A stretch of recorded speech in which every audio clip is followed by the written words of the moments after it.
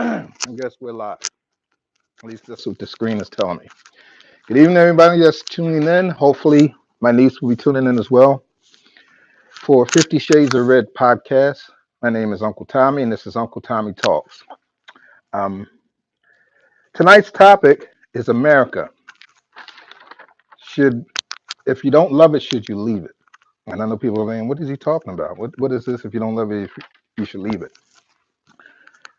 In the past week, and last week, a incident that happened that reminded me of another incident that went down that had me question about immigration and coming to this country and whether and before I really get into it, before I really let the herd out the gate, as they say, um, this is no disrespect to people immigrating. This country was built on immigration.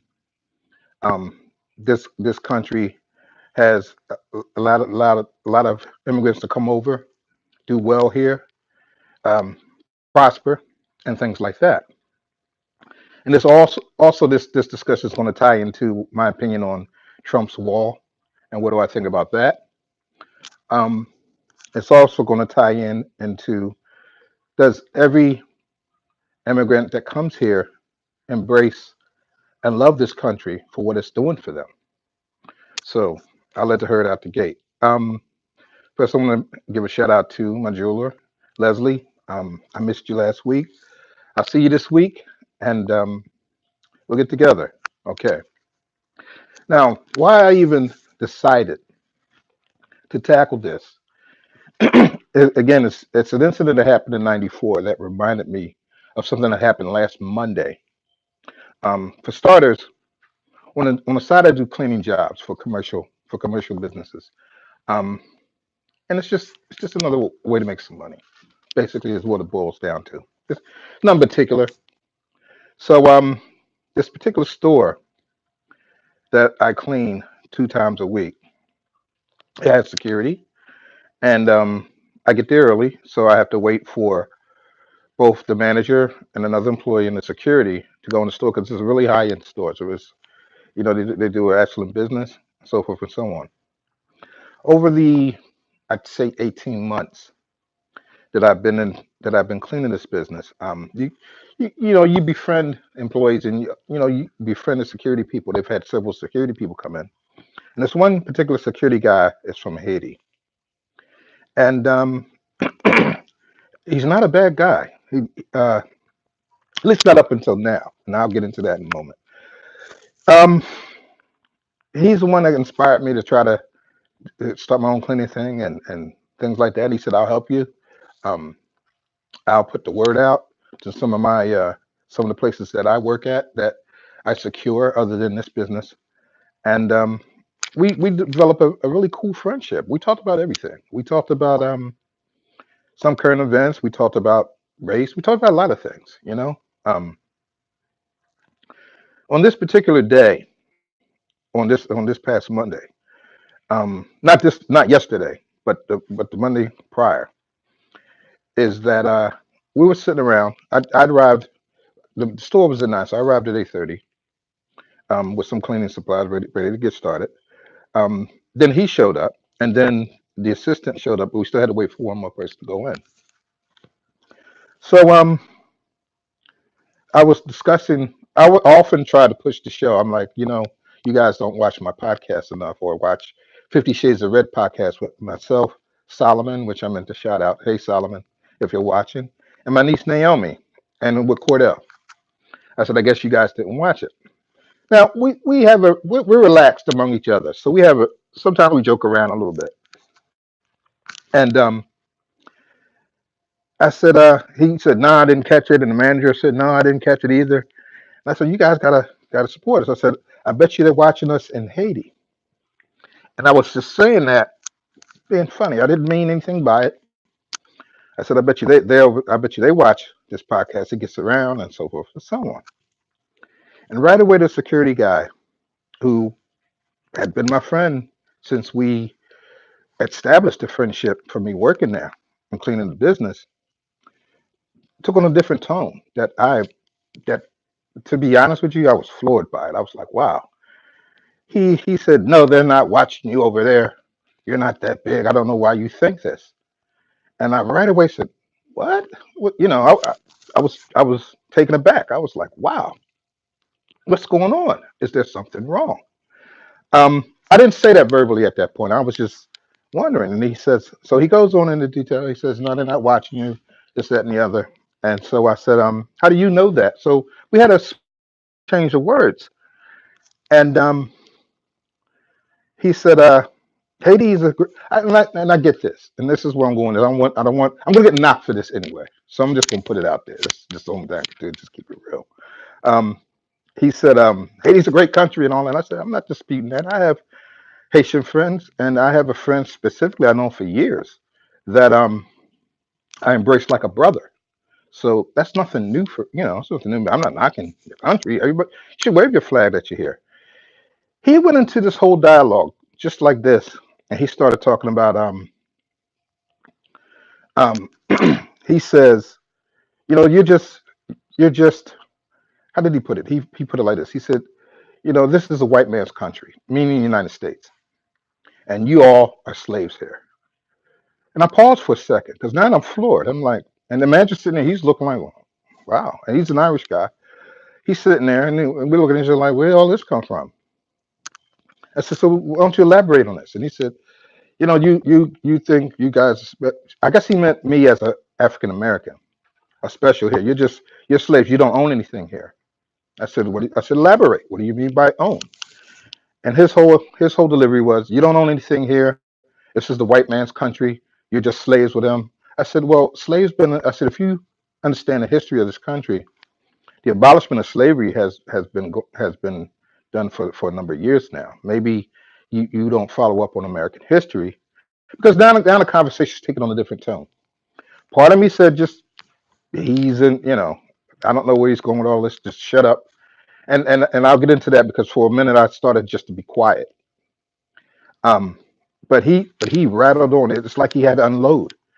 And he said, "Yeah, you said um, you're just a slave among the white man in this country, and you do what they tell you to do, and you haven't established yourself in this country." I just went into this whole just 120. I mean, it wound up being about 20, 25 minutes because we were waiting to get in of this one long sentence of how we're slaves. Now, being mad at me is one thing. Being mad at my culture and assassinating them is something totally different. I said, so I said, so for clarity, you're talking about just me?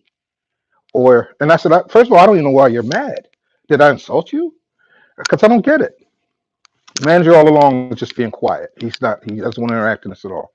He said, yeah, he said, black people here are just slaves to the white man. This is white man's country. You do not own anything. I am from Haiti, and Haiti, we have a part of that, and we're a part of Haiti, and Haiti is a beautiful country. And I said, well, I'm not disputing that it isn't beautiful. I said, but here you're attacking my culture all of a sudden on we're just chit chatting, and then you went into this political thing of how I'm subservient to white folks in this country, that I'm just still a slave in this country. And now you're saying that because I'm African American, that we're all slaves here, and it's a white man's country. So I'm sitting back, and I mean he's rattling on. He's getting a slight bit temperamental. And I said, so what about the women? Well and he insults women now. He's saying, well, and I'm saying it this way, but that's not how he put it. It's like they're just a byproduct of it. And I said, so you don't like white women in this country? He said, oh, that's not my thing. That's your thing. You like white, because I've dated white. So his whole disposition is, I would never do that. It's white women, they're just subservient to the white man. It's the white man's country. It's his country. It's always been his country. I come over, and it's their thing. And I said, well, okay, you come over, you immigrate here, you set your life up, but you come over with the prejudice that this is totally the white man's country, that all blacks, and this is how I stated it to him, that all blacks are just slaves to the white man here. And then he went into a barrage of dialogue of saying, Um, I guess the best way to say it is that he stereotyped me, and he's stereotyping all blacks. That we're in a crime and all of this, and I'm thinking, boy, you're really, if you're mad at me, you're really getting into this really political and really deep. And I said, well, they have civil unrest going on in your country right as we speak. No, they don't. They don't have that. And actually, they do. And I'll touch on as I go along because I did. Of course, you know me. I got to do some research just so that I don't get totally knocked. I'll probably get knocked. And again, anyone that's Haitian that's watching this is no attack against you. This man just had this tirade.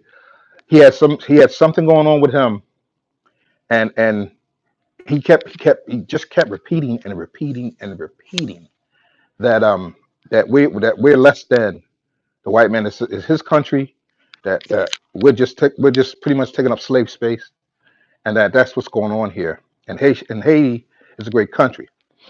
I said so. I said, and he said, there's no civil unrest or no issues going on over in Haiti, which isn't true.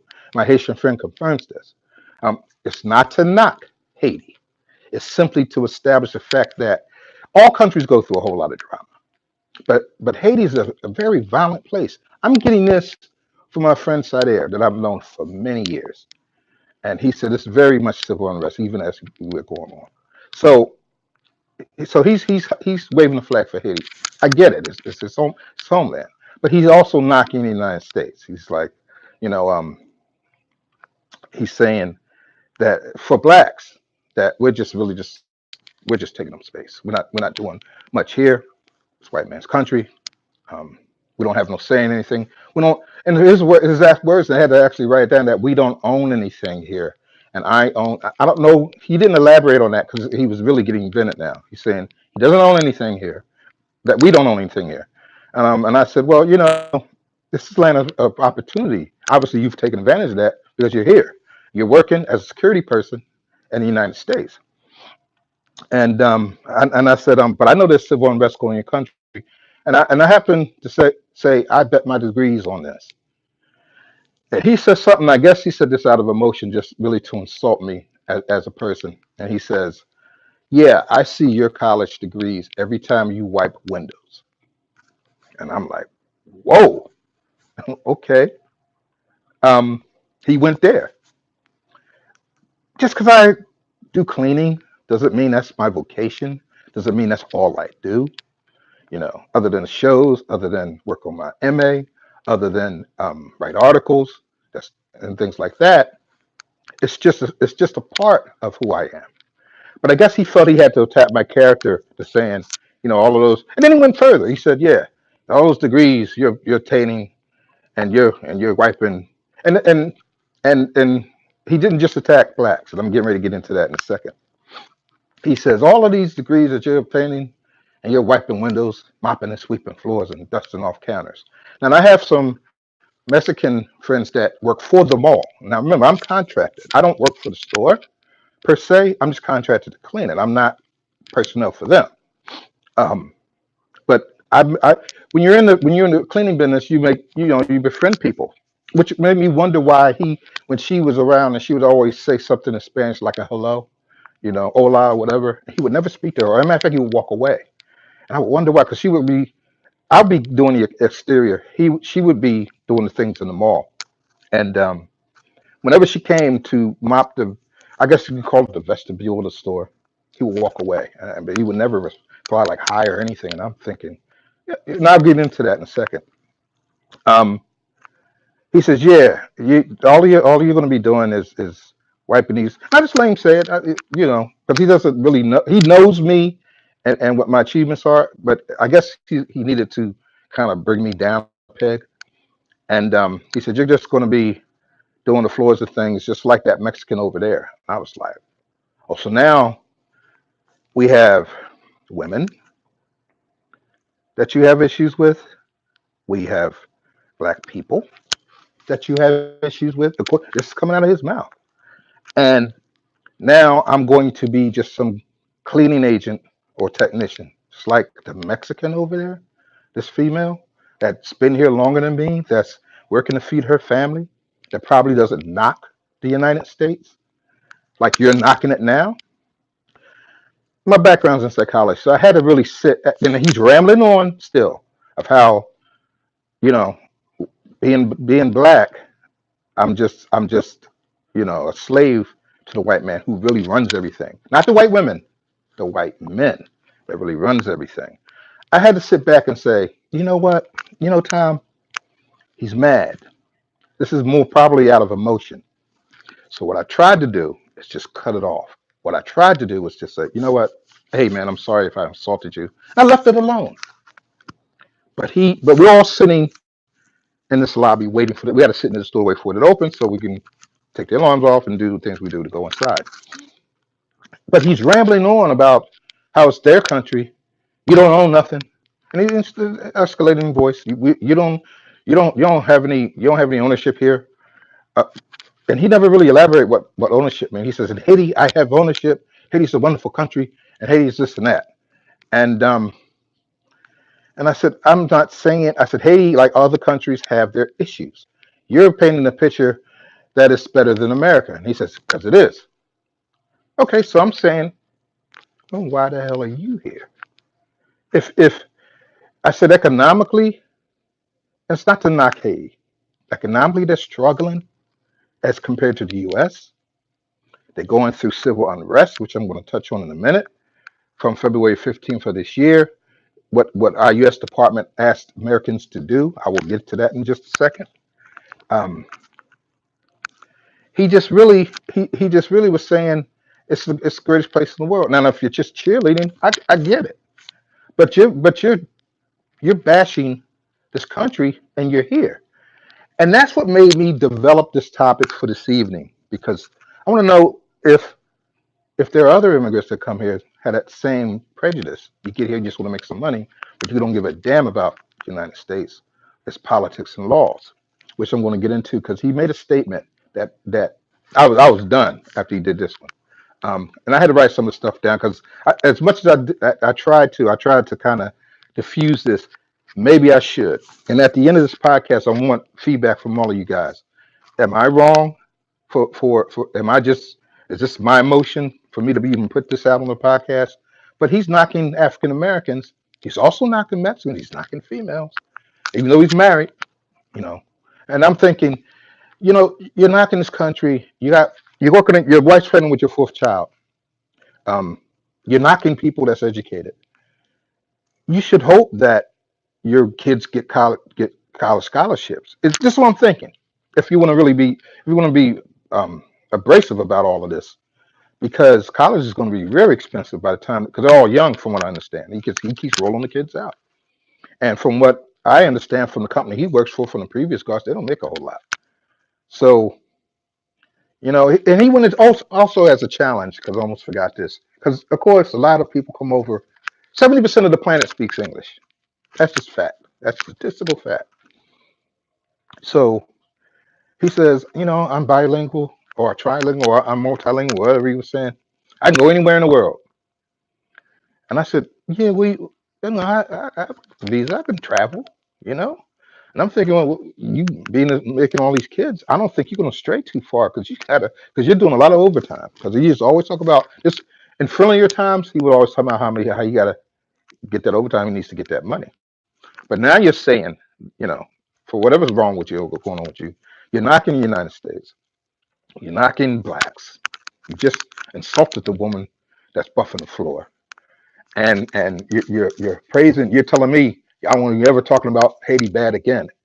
Which I'm really scratching my head at this point, trying to figure out what did I say wrong. I just said they may be watching me over there. It was all in fun. But damn, you took it to a level where I just said like F you Haiti. Y'all third world or so I was totally offensive. Um so I almost lost my train of thought. Yeah, so he was knocking he knocked the woman, he knocked blacks, and he said something that surprised it didn't really surprise me, but it did a little bit. He said, I thought you were different. I thought you wouldn't like other blacks. I'm like, damn, you going really in. You must really be upset over something. Because you're saying I thought you were different from average black person that's here, but according to him, I'm just another nigga. And he says, I don't want any more. If that's how you are, I don't want any more dealing with you. So beat me the calmer, the two of us. I said, what is really going on? Is there something you really just want to get off your chest? Something at home? Something that totally upsets you to this point? Because you just assassinating me on, well, not just me, but you assassinating America on all kinds of levels. Yet you're getting opportunities to make a living here and raise a family. So um, said about a lot of stuff down because yeah, it's a white man's country. And then he finally said blacks are all slaves, and I was like, wow. And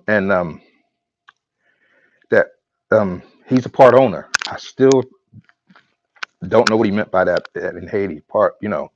We own Haiti. I guess he was saying like we're the embodiment of Haiti. Um,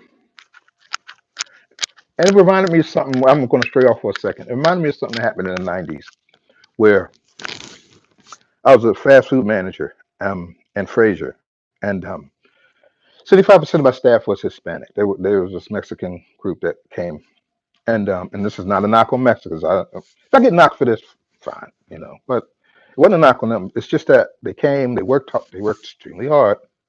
When they got in the comfort zone, they were just being really lax. They started being late a lot, started doing all kinds, I'm not showing up on, talk to you any kind of way, that kind of thing. Now I'm in charge of the store at this point, so never forget a guy. We were talking about me and another black employee were talking about something political, and one of the cooks in the back, one of the Mexican cooks, went and said, which was this is why I'm using this. This is why I put this out. Is because he was saying, it's beautiful in Mexico. You got a beautiful house. It's like this, not like. And I guess he was comparing, and this was his words. He comparing it to neighborhoods like North Philly and all of that. This is really nasty and all this. And I'm like, so he's just going on and on. He just jumped into the conversation, and I said, well, if it's so great, why are you here? Why don't you help out your own economy? Why don't you go there and help your country prosper if it's so bad here? He got so mad he took a spatula, and I mean a heavy one that flips burgers, and chopped me in my hand, split my hand open. And so he had this unrest, and why I'm saying all of this is to say that sometimes they come here and we're in America and we're doing this and that, but they don't have the love for it. They're just here to just get what they can get and make the money for it. Um, moving up, and from that incident, that's what reminded me of what happened past Monday when he knocked America and talking about how great Haiti is and all this stuff, and how blacks are just slaves. I mean, he couldn't stop talking about how the black the black culture here is just we're just number slaves and we're this and we're that, and his country's going through civil unrest and all kinds of things like that.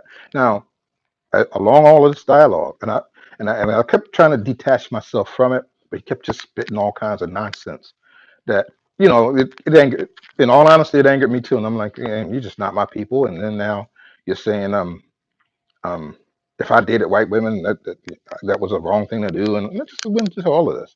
I mean, I thought when you date people, you date them because you just the person you like, and they like you, but not according to him. So um, it was something else I was thinking about, but I lost my train of thought for a quick second. So I'm thinking, why? So I'm saying, well, why are you here? And he was talking about how the country um, is under strife. I guess he's just reading maybe some news and maybe some negative news about the country. And I saw that he was in uniform, and I said, so you're saying whites here are really destroying it's their country, and white males specifically is where he was going with this, and destroying the country, and the country's just not being done properly. I said this unrest in a lot of countries, but it's not as open, and it's not as violent, and it's not as problematic as it is in your country. And then he went back to saying, yeah, it's white man country, and it's falling apart and all of this and that. And I said, do you see the patch? I said, so you're not whites as well. And he said they just messing up the. And I'm thinking, damn. Okay, now you're not whites, you're not blacks, you're not you're not Mexicans. You're this great person from Haiti, and and it's bad here, according to your opinion. But you have a patch on your arm. You work for someone white. That patch on your arm means that the person that signs your paycheck is Caucasian because I recognize the name on the company. He said, it doesn't mean nothing. I do what I want. I'm saying, wait a minute, you're not even rational here. And that's what I had finally tell him. I said, you're just talking irrationally. You work for white folks, you know, and but you're knocking who you're working for. And I said, so you have no love for nobody here. Then why stay? Why not pack up and go? If it's that distasteful, you know. I said, because there's laws and things that you gotta abide by. I said, you say you can do what you want. And there's laws and things that you gotta abide by when you're here. But this country's built on immigration. It's wonderful people here. It's a great country. I love it. And I'm not saying it's perfect. It's a perfect science. And I'm saying that it's equality. But in comparison to some others, we're not as bad as some. And I'm not saying that to just be um I'm not conforming. I'm not some black guy just conforming, saying I'm just going along just cause. I'm just saying it's opportunities here. It's why you're here, for opportunities. I can go travel all over the world and I speak different tongues and all of this. So I said well, getting back to the thing, I said, we have a system here. We follow and all of this. And he said something. I swear by my dead parents, and I never do that. He said, and I mean, now this is a person in security. He tells me, he says, I could commit a crime here. And I need you people to chime in because I don't know the judicial system. I'm going to talk to Naomi about this. I got to find this out. Maybe I'm wrong in this, but verbatim, he said, and I quote, that I'll say it the way he said. He said, I could commit crime here, go back to Haiti, and be free. I had to have him say it again. I didn't believe he even said it. And now at this point, the manager's looking totally the other way because he's like, I really don't want any part of this. And it's not like we're shouting at each other because we're in the public setting. We're not in the store. We're waiting for the store, waiting for the other employees so we can open the store safely. Um, he said he could do what he want criminally, leave America, go back to Haiti, and be free. And I'm thinking either you're one of the dumbest mother that I've ever engaged conversation with, or you just don't really know the laws of the United States, or even worse, you don't respect them because you just sat here and told me you can do what you want, especially criminally, and it's cool. You're gonna go home and nothing's gonna happen to you. And that was the flowing part, and that was one of the encouragements for me to get on this podcast and say, wow, do others think this way? Do they come here and say, yeah, I'll go shoot somebody up or do be the dealer of the deal dope and whatever, and go home and nothing will happen to me, or take a life or do some abuse or some crime. He's it's a security person saying that he could do this, and I do what I want. I want to, otherwise he doesn't have to follow the rules and the laws of our government. He can just do whatever. Go back to Haiti, and and I said, well, why did you flee from it? And that escalated this even worse. I didn't flee. Hey, it's a great country. It's the best country around, and just went into all of this. And his attitude was, and I can do dirt here. I guess he stereotypes, and he went into further conversation talking about how as blacks we get into trouble more, you know, and go to jail. This is his dialogue, but he can do it. I said, first of all, when just by stereotyping, unless you, because I hear your accent, but on the first impression of someone non-African American that would meet you, because the understanding would probably be that you're just another nigger. There's no other way to really say it until you speak. No one, unless you got Haiti printed on your forehead or something, or you wearing "I'm from Haiti" T-shirt or sweatshirt or whatever. No one's really gonna know because your skin's darker than mine.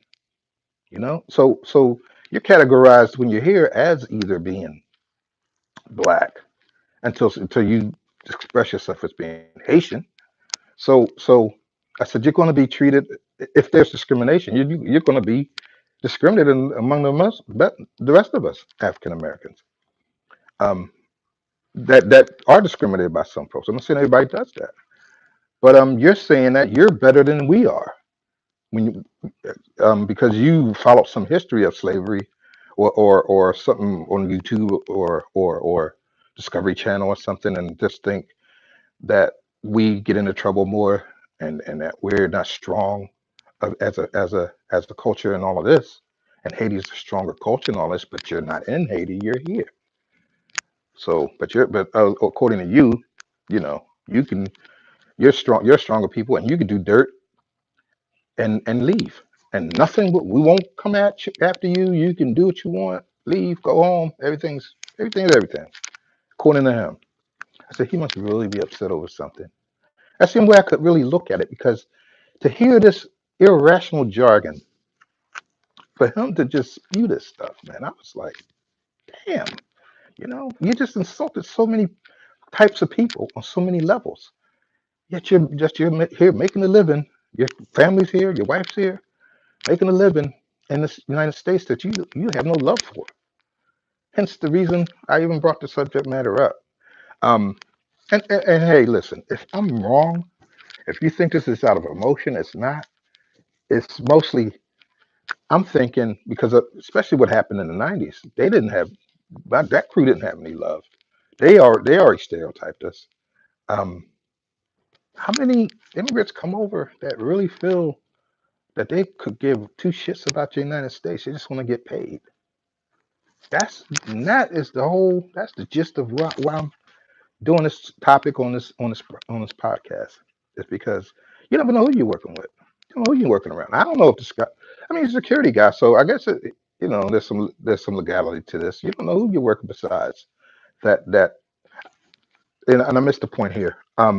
When I was back, going back to talking about being the manager, in the '90s, it was about '93, '94. I remember the staff was working with one of my assistants, and they, again, the prejudicial part came in, according to her, because the owner, me, and her had to sit down and ask what happened, because when I walked in the store was empty. Um, she's a black woman. She got into a conflict with the same guy that chopped me in the hand, and his wife works there, so she supported him. And so I don't know. It's been years, so I don't know what the exact um, argument was over. But I know she said she's going to call immigration, and she said every Mexican employee ran into the woods because they had a wooded area behind the store. They all ran into the woods. And why I put that out there is because you don't know who's here that just illegally came here. You just really don't know. I know when you used to get tax returns, they used to throw them away. I knew that all the time. I'm like, aren't you gonna file? And they're like, oh, no, no, no. Yeah, I would you hand your check out, and then you hand the checks out, and then hand the tax return out. So they didn't want anything to do with the tax return, and it was a head scratcher. Then I was like, okay, you're not filing taxes. I assumed every American would. That's working. You pay taxes in this country. And I'm saying all of that to say it's part of the policies of being in America. We pay taxes here. We help this country stay industrial and work towards making it great. So, um, going back to him, yeah, he said he could commit the crime, and yes, and he would go to Haiti and he'd be free. No if, no ands, or buts. I said, well, let me ask you this, since this is getting really intense, this conversation. Um, why don't you help your own country with its economics, with a civil unrest. And I dug up something from February 15th because he kept knocking that there isn't any civil unrest, and there is. And it's not to say that Haiti's this bad country, but it's just been going on for so long. And February 15th, the department, the State Department said they warned Americans to go over to Haiti due to civil unrest. They and I couldn't download videos or photos, but this is happening this year as it has in previous years. That it doesn't stop. It's just an ongoing thing.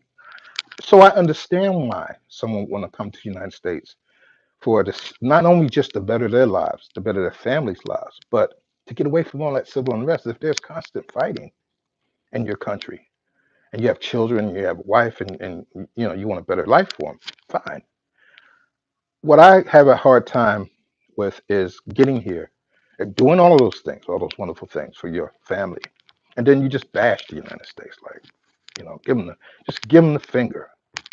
That's the thing I have a problem with. You're allowed to you have the privilege of immigration to come here and do good things for your family and everything, but you come here, um, and then you knock Black Americans. You and at least with him, he's knocking females. And if you date outside your race, that's not right. You know, all this.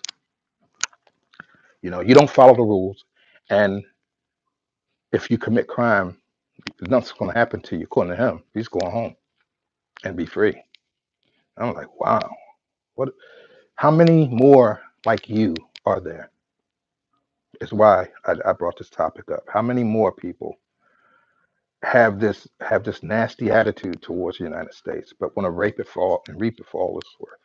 That's the problem I got, and that's the problem that bothered me with this conversation. I was so sorry that it even took off, but it's funny because you have a lot of people that immigrate here. Well, not a lot. I won't say a lot of people. You have people that immigrate here that have that same mindset. They move into communities, especially urban communities, set up business. They'll take your money. They don't have no love for you. Don't have no love for this country. How many businesses when we celebrate Veterans Days and Fourth of July's and all of these holidays that are we had to fight to get Martin Luther King to be a national holiday. People were still opening their stores, you know. But how many immigrants come over and set up stores and give it the finger to the holiday? They just want to get the money. Think about it. It's not a knock on them if they want to make money, but I'm bringing that point up is because it's more important to not even care for the holiday aspect of it as it is, or for the meaning of, it, especially for veterans. I respect veterans. Our daddy was a veteran. I respect them deeply, and you can't show that kind of honor. That's it's. I felt as though it was un-American. I do. That's just me. I get knocked for this, so be it. But that's just me. We fought. You got vets like my dad and others, and friends like James and other people that I know that have fought to keep this country to keep this country safe, and you can't respect that for a day. Okay, so crime in Haiti 2019 is on Google. You can see the pictures from there, and you can see the strife, and it is horrific. It's horrific for any country to have to go through civil unrest, and they've been going through it for decades, if not longer. And there's other problems, and as far as that's concerned with the Haitian government. And again, it's not to knock Haiti. It's not to knock them at all. It's just this guy. He thought I trampled on his motherland, and I didn't. All I, all this stemmed from me saying maybe they're watching 50 Shades of Red podcast where Uncle Tommy talks in Haiti, and I had to actually think maybe he's just upset over something else, and he wanted to dissolve our friendship over this. And not only did he want to dissolve the friendship over this, he wanted to insult my culture. He wanted to insult women. I don't know how they treat their women in Haiti. I don't know how he treats his wife, but he wanted to assault women. He wanted to assault white folks. He works for white folks, but they own this country. It's their thing. You're just a slave, and they're not running it right, according to him. And so, and it was all this negativity. And what I need from you as viewers is to chime in. If I'm wrong, say, Tommy, you're full of shit. You're wrong. That's not how it is. But I know what spewed out of this man's mouth that ended an 18-month friendship, and I respected him. And the thing that tapped into me deeply was the point that he kept saying, "I thought you were different from other blacks." And I'm saying, in what way? You know, what? And I didn't think he wouldn't elaborate on it, but he was like, you just like the rest. You just like the rest of them. I'm saying, so damn, you slamming my whole culture in the United States. There's two types of immigration, I believe. I believe there's the forced immigration that slaves had to go through, and I believe there's people who just want to come here and make better lives for themselves. You know, but yeah, everyone. The definition of immigration is that you're moving, one group of people to another country. Because I used to think that everybody immigrated but African Americans because we were slaves and were brought over on ships and things. But that I believe that type of immigration, uh, I had to change that because the definition of immigration is moving one group to another country. And I think, but ours wasn't by choice. I think choice immigration is when you want to better your lives and better the lives of your family and things like that. And it's a beautiful thing. And I think slaves were made to come here and help develop America and things like that. So it's two different types of immigration, you know. And I said, and I made that point to him that you made a choice to come here, and now that you're here, now that you're settled in, now that you're working for the white man and all of this kind of stuff, you want to just knock the United States. Like black folks here are weak, and the country's not run right. And it's all of these things, um, which I have to inject how I feel about the wall and Trump's attitude to the wall, because I think it's not simply that. It's not simply just to keep out the criminal element. Of course, you're gonna have academics say, well, that's not going to diffuse the crime rate. You know, it may. I think it will make a change in the crime rate from illegal immigrants coming here doing dirt. I think it will make a statement that we're not just letting you do anything that you come here. But what's now alarming, since all of this happened with this guy, is that you got people that's here, legal or otherwise, that don't have any love for the country. You know, would they support it? You know, now of course there's many immigrants that love America, but obviously he's not one of them. And I'm just hoping that it's just maybe a phase he's going through. But he talks so deep into it's almost it wasn't so much, you know how when you argue with someone or have a heated discussion that you're so mad at him because he started cursing at me and everything. And he's never done this.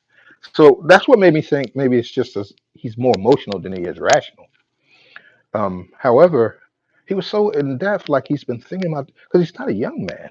You know, I'm in my 50s. He's got to be about 50. So he had been, so as long, I didn't even ask him as long as he's been here because I really didn't get into him like that. You know, we would joke around and talk about stuff and all of that, and um and just pass the time because I'm home in the store half of the time that he's there, maybe 8 9 hours. I'm there at the max 4. So we never got into his origins and things like that. But my Haitian friend, who I can actually consider not him, but who I can actually consider a family member, would tell me the atrocities that go on in Haiti over all of the years I've known him. And not that he doesn't have a love for his country, but he just simply said, I came to get away from that unrest, you know, because it's that bad. Um, and it's an uphill battle. And he put it into a context that made it totally rational. He put it into a context that I understood why people leave these environments and come and try to make it better. And he's a wonderful man. Um, that from what I told him didn't find these none of this offensive. Um, so you know, I need input. I need to know how you as the public feel. Did I overreact with this? I really tried to diffuse it, but like where I was going is that he it's like he's been chewing this for a while. Like he has a certain standard of being here in the United States, um, and it's by his own rules. Um, I mean, honestly speaking, he has to follow rules. We all do.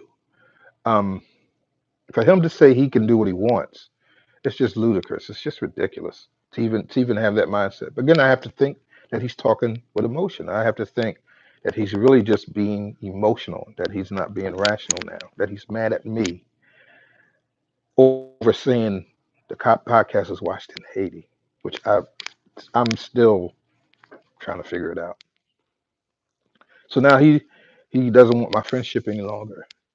Um, and he for whatever reason thinks that I'm different from my African American brothers and sisters in this country. I'm supposed to be different. In what way? He never elaborated. Even in the conversation we had, he never elaborated on why am I different. Why I'm supposed to act Haitian or something and be and to your satisfaction and stop being me and stop being a proud African American with emphasis on America. I'm supposed to just shut all of that off. What did and in fact, what did he think? I hope he's watching this podcast tonight. I told him, I said, watch the podcast because as that conversation dwindled down, we didn't bring it into the store, and I still said, you know what? If there's anything I said to you that's out of text, I apologize for it because it's really petty. It doesn't. But you said a whole lot of deep political things and insulted a whole lot of culture and insulted a whole lot of things that made me scratch my head and say, how many more of you are walking around that has the same attitude? How many of you how many more people that has immigrated hate the United States but just wants to ravage it for what they're worth for financial gain or something like that? Um, am I telling you to take pride away from your origins? No.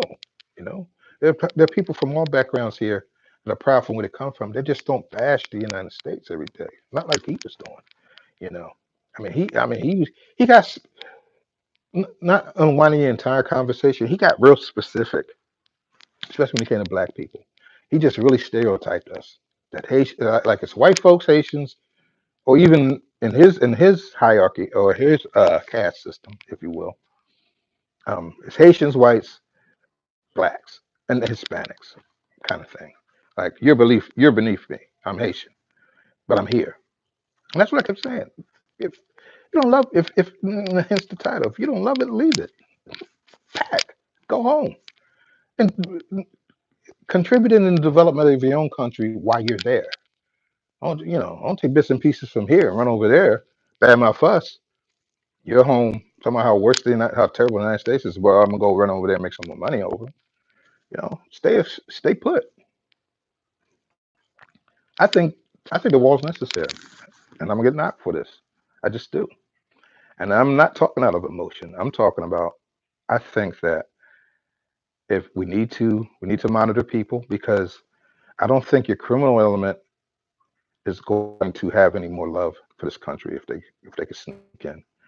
I'm thinking we know we have criminals here that snuck over the border and may not have love for this country and this do criminal behavior. And um, but what's even disturbing is the ones we don't know about that may have come over legitimately and don't have love for this country, that don't want to pay the taxes and don't want to be an integral part of making America great. Um, so I'm for the wall. You know, on a conservative platform, I'm with it. Um, I don't think it could hurt. And I know people, you get estimations of 8.7 billion now. I think is where it's at. Um, but I'm all for it. Um, so I lost the friendship there, and it was, and even after that, I still tried to patch it up. And he's like, I don't want no parts. You're like the rest of them. It's what's his last words I heard from his mouth to me. Meaning, as a black man, I'm like the rest of blacks in his opinion that ain't worth a damn. It's pretty much that's how you put it. Um, check out, go to Google, check out the photos, and there's some videos there. I didn't have time to really get them in. Punch up crime in Haiti, not to insult Haiti, but he's saying Haiti has nothing on um the United States has nothing on Haiti, according to this man. And I can only assume he just that an angry man will say anything when they're angry. You know, they're looking to hurt your feelings and things like that. And I had to be the bigger of the two of us because, you know, at the end of it, I was saying this all started because I said podcasts in Haiti. We're being watched in Haiti. We may be. Who knows? That bothered you to a point that not only, and I don't want to keep ironing the same shirt, but not only that you're mad at me, you knock blacks, you give whites ownership, even to the states is a white man's country. They own everything. Um, Blacks don't own anything. We're not productive, even though we, you know, society speaks differently. You knock women, white women, and maybe other women, you knock the Mexican girl doing the floor, you're gonna end up like her, like you're a security guard.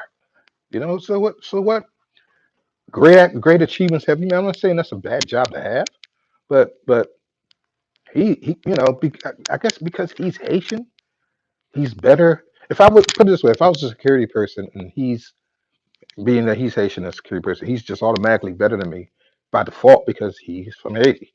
So yeah, it makes him a better. I wonder why he was allowed to train guards, and I never forget this young black guy was there, and I guess he didn't follow what he was training, and the guy only was supposed to be there half a day, and then when he left, he looked at the guy walked away going home, and he was saying idiot. I'm like, damn, that's pretty hard for you to be the trainer. You call this man an idiot. Now it all factors in because he has a prejudice, you know, and his skin is dark in this country, and not a lot of people gonna recognize it until he speaks that he's Haitian. Not a lot of people gonna get that he's a Haitian man. And the worst part about all of this is that it's going to be a bad look for decent Haitian people from Haiti, like my friend Sader, is a wonderful person. Um, so maybe this was all for naught. Maybe I overreact. Maybe but he was insulting me is one thing. You can call me names all day long if that's your preference. If that's how immature you want to be in a discussion, we can't have a gentleman's discussion and you want to just curse me out and call me names. Fine. He went from just being mad with me, thinking I would be mad. I guess he's comparing cultures. Haitian, Black Americans ain't shit compared to Haitians in this country. You know, is where he was going. I mean, he kept resonating this thing throughout the conversation. But I also see it as a blessing because it allowed me to know exactly where I stand. And I've always spoken this. I've always liked to know where I stand, no matter who I'm speaking to. Because sometimes we don't know what's behind the curtain of a person. We all have curtains. We don't know what's behind it all the time. When we befriend people and things like that, we don't know. We pull a curtain back and see something that we maybe unpleasant, maybe something that we didn't expect. Um, so I'm not going to keep this long. It's just maybe maybe the wall, and I know mostly with that wall it's more for the criminal aspect. But you know, my thing is if you're into a situation or you're in a certain environment and you really don't like it, I think you should just go. I think if you don't have if I'm not saying that you have to embrace every aspect of American life, but it sure made your life better when you got here, as opposed to where you came from. And so I just think for you to bash it like this man was doing and bash its indigenous people that we're just some stupid niggas that sniff the butt of the white guy. And then you knock whites on top of just knocking blacks. And then you knock Mexicans and then you just knocking everybody. When you have that kind of demeanor and that kind of prejudice and you're an older person, you're 50 years old and I don't know who knows how long he's been here, at least 4 kids ago, because he has 4 kids. So to get into all of that, um, I was I was I was disappointed, but I wasn't surprised because I experienced something similar. So I'll say for me it was a bit of a disappointment um, to hear him do that out of maybe his anger, maybe his views will change. But again, my focus also is this: how many more are out there that feel the same way? How many more have immigrated here and just throw the middle finger up to the flag and don't care about the country, its politics, its laws, its justice system? Because that's what we politic to have a better country, but there are rules to follow. There's laws that need to be abided by. We have a system. If the system was so bad, according like he's predicting that it was, then it would be. Why would everybody want to come here? If we're this terrible country, why are you here? That's why I titled what I this podcast tonight. What I titled, because for something to be that bad, you should just go home and upgrade the economy of your own country and build up your and try to diffuse the civil unrest and all these things. So that it was a disturbing thing to go through. So, but I'm in support of making this America great again and not having people come and just knock it because they have some deep rooted prejudice about people that's already here. You're allowed to come here. You're allowed to make money. You're allowed to invest and prosper. You want to drink from the well and then piss in it at the same time. You know, that's just not cool. But that's what happened that Monday. Um, when I'm there, I just leave him be, let him do him.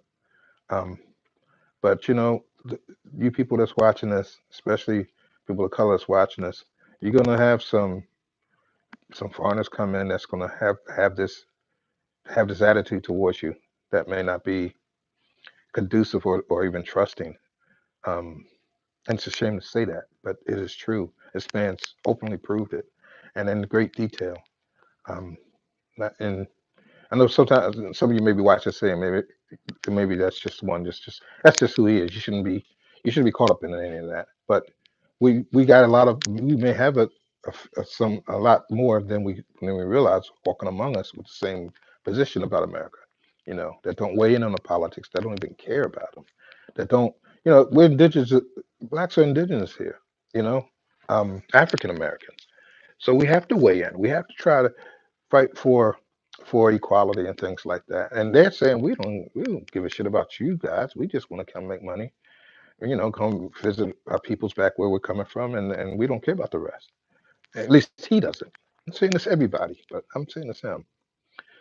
So I've spoken for about an hour now. Um, please chime in. 50 Shades of Red podcast. Thank you for listening in.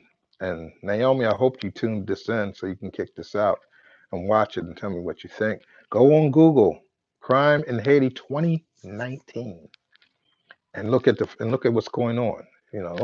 Don't just take me for face value. Look at what's going on in Haiti, as it is in other countries. And it's not to put Haiti on blast. It's even if it sounded like I did, it wasn't necessary. But he waved the flag so much that they have no problems.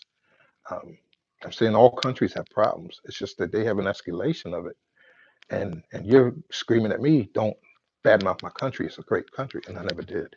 So I need your input, people. If I'm wrong, I'm wrong. Um, if I overreacted, overreacted.